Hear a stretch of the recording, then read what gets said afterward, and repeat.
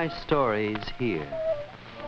Let the coffee house be full of friends. Listening to my story, may they be free from sorrow as when the Hoja told this story. A great king called the Just had finished a day of hunting, and as the royal servants were preparing the meat, they found they had forgotten the salt. So they sent a boy to get some salt from the nearest village. Just then, Hamid interrupted them. Listen, I have just heard it said... And all the friends said, Shh! Shush yourselves! I just heard it said that there is to be a meeting in the marketplace tomorrow at 4... An interruption is rude. Permit me to repair it, and we shall consider your petition. My son, God grant you patience. May your shadow be always upon us.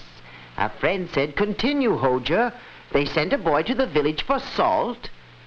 But the king commanded that the salt must be paid for, lest the village be ruined.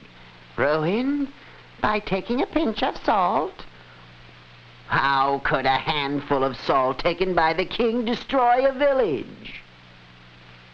As the great Persian poet says, if the king takes a single apple from the orchard of one of his subjects, his army will pull up the whole tree by its roots. Thus justice is defeated, for each should receive the fruits of his labor.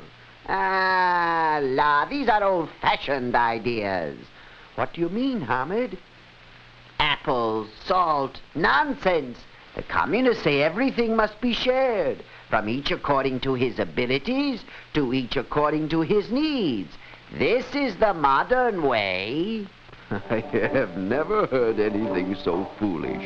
What a man earns belongs to him. Each must receive the value of his labor, no more, no less.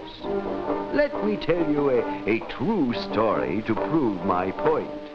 When I was a judge in a small village, there came to me one Mahmoud with a petition. Your Honor, I charge that this woodcutter has cheated me out of my rightful wage. Who, me? For know, Your Honor, that this man cut 30 loads of wood for Siddhartha Effendi, who is, as Your Honor knows, very rich and pays very well. As he was cutting the wood, I passed by, and I stopped to offer him some advice. My dear fellow, you obviously know nothing about what you're doing. In the first place, your axe is not the right kind for felling a tree. In the second place, you're standing too close. And in the third place, you'd get twice the work done if you had more enthusiasm. Don't stand there. The tree will fall on you. Do you think I'm so stupid I don't know which way a tree will fall? Now, I cannot improve your axe, and I cannot correct your habits, but for a reasonable fee I can add to your enthusiasm, encourage you, and give strength to your arm, for I will cheer you on. Ah! Ah! Oh,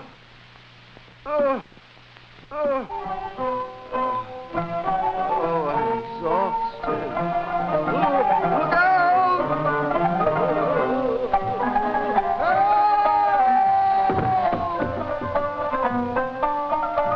So you see, Sword of Justice, you know that I gave this woodcutter very material help. He has just been paid for his work, but refuses to give me my share for helping him.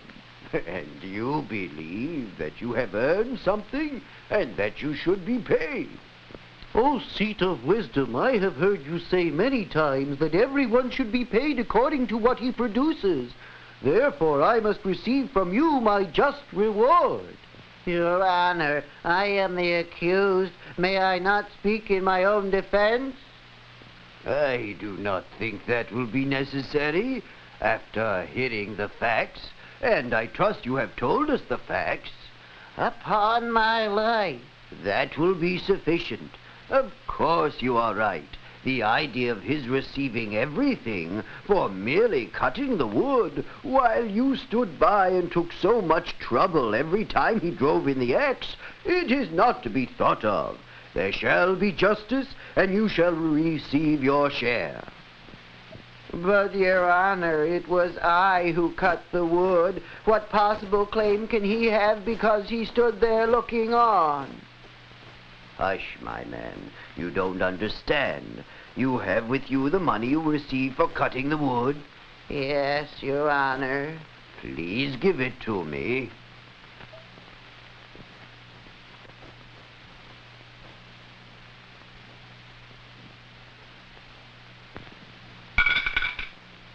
Justice must prevail, even as the just king has said.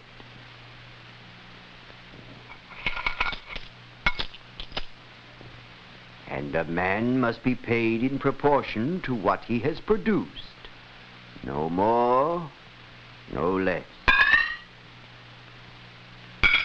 In all justice, as you, Mahmud, have produced only the sound of work, so shall you receive only the sound of payment. And you, Woodcutter, shall receive your rightful reward for your honest work.